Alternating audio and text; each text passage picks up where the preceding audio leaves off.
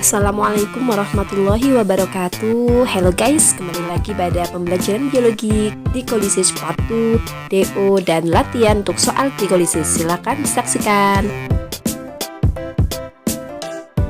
Hafalnya adalah ganteng-ganteng Fahri Fadil pacarku, pacar dia Firman, Fadil pacar aku. Nah sekarang ganteng-ganteng kita lihat dari depannya aja ya. Dari apa awalnya tadi? Glukosa. Kemudian ganteng lagi, glukosa 6 fosfat.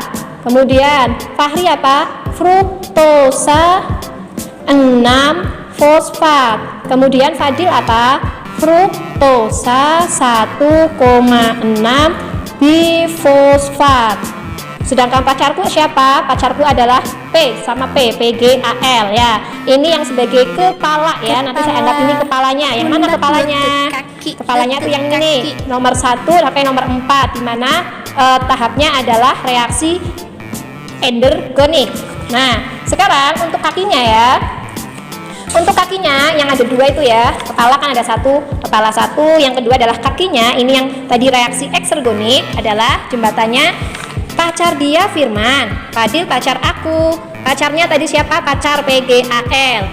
Dia siapa? Dia 1,3 bifosfogliserat. Kemudian Firman siapa? Firman siapa tadi? Firman fosfogliserat sama F ya. Fosfogliserat yang 3 ya.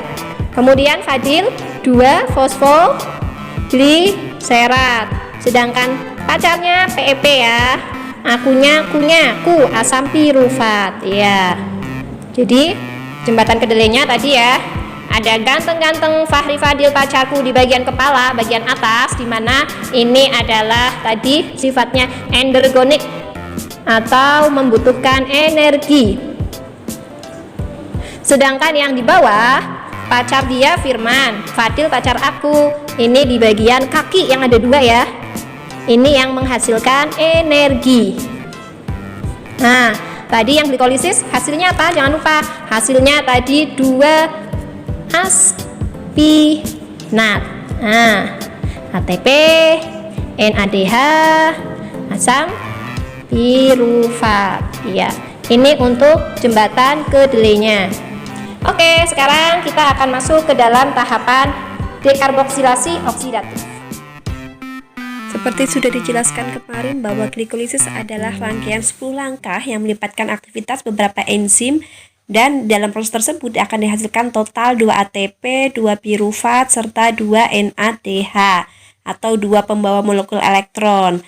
Kemudian nanti setelah ada oksigen, maka pirufat dan NADH akan memasuki mitokondria dan tahap selanjutnya akan dimulai, yaitu proses dekarboksilasi reaksi oksidatif. DO atau dekarboksilasi oksidatif, atau disebut juga sebagai reaksi antara, di mana reaksi antara adalah ini merupakan jembatan dari tahapan sebelumnya, yaitu tahapan glikolisis sebelum masuk ke dalam tahapan siklus Krebs ya.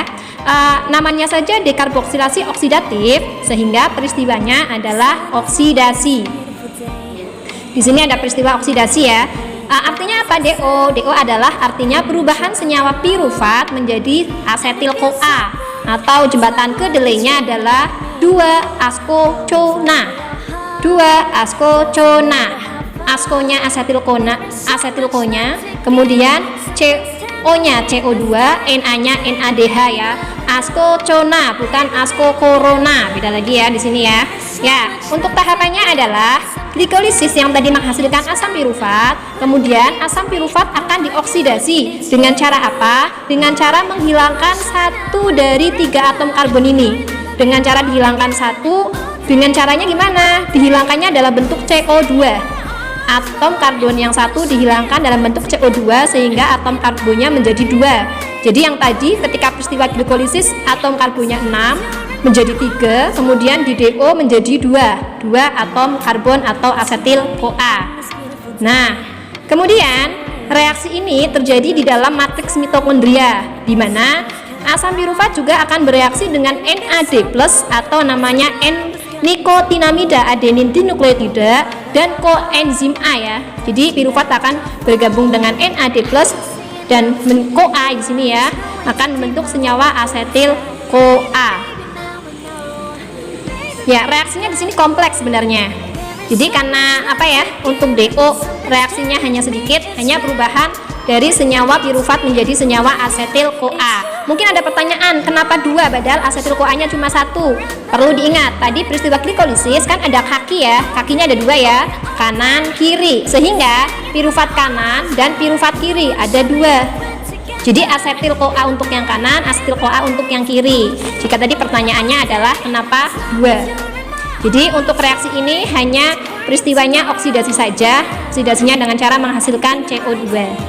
Ya, itu untuk reaksi D. Kembali lagi di pembahasan soal latihan glikolisis ya, dimana ini adalah soal UN tahun-tahun sebelumnya ya.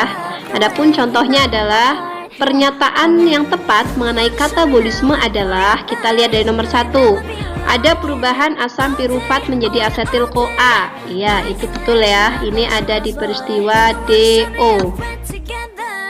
Kemudian ada reaksi dehidrogenase dan dekarboksilase, juga betul. Ini juga ada di DO, juga ada, siklus Krebs juga ada ya. Kemudian merupakan reaksi eksergonik. Iya, ini betul ya, artinya menghasilkan energi. Kemudian nomor 4, pemecahan molekul air. Salah, ini arti dari fotosintesis. Ya, jadi sudah kelihatan sekali yang betul adalah nomor 1, 2, dan 3. Berarti jawabannya yang A. Berikut ini adalah beberapa pernyataan tentang metabolisme. Dari pernyataan di atas, katabolisme merupakan katabolisme adalah penguraian senyawa kompleks menjadi senyawa sederhana ya. Berarti nomor 1 ini betul. Kemudian ini kebalik ya, nomor 2 salah ya. Nomor 2 itu arti dari anabolisme. Kemudian nomor 3, perubahan senyawa anorganik menjadi organik, juga salah, kebalik, harusnya organik menjadi anorganik. Kemudian yang 4, memerlukan energi atau menghasilkan energi, lebih banyak menghasilkan energi. Berarti jawabannya adalah 1 dan 5. C. Nomor 3, perhatikan tahapan glikolisis secara ringkas berikut ini. Manakah pernyataan yang tepat terkait reaksi di atas? Seperti yang sudah kalian ketahui, ini adalah proses glikolisis dari glukosa menjadi PGAL, itu dari kepala ke leher ya. Kepala ke leher justru membutuhkan 2 ATP. Kemudian dari leher ke kaki dia akan menghasilkan 4 ATP dan 2 NADH. Berarti yang mana? Jawabannya itu yang A. Berikutnya adalah nomor 4, perhatikan diagram respirasi aerob berikut. Tahapan yang terjadi pada tahap X, ini ya, tahap X ya. Sesuai dengan gambar, di mana ini ada gambar mitokondria, kemudian X berarti di luar mitokondria. Tahapan respirasi aerob yang di luar mitokondria adalah peristiwa glikolisis, di mana ini terjadinya di sitoplasma ya.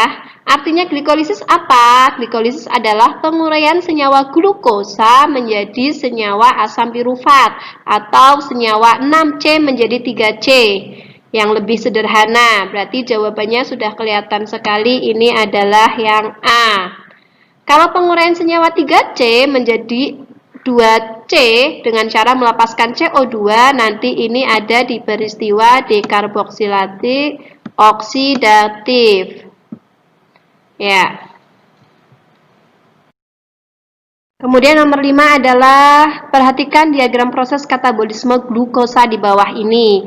Hasil dari proses yang berlangsung di nomor 1 ya, di mana di sini ada asam pirufat yang di depannya X. Berarti ini adalah proses yang pertama. Proses apa itu? Proses glikolisis. Diingat-ingat, glikolisis adalah hasilnya 2 aspinat, 2 asam pirufat, kemudian NAD-nya NADH dan AT-nya ATP. Berarti jawabannya yang C.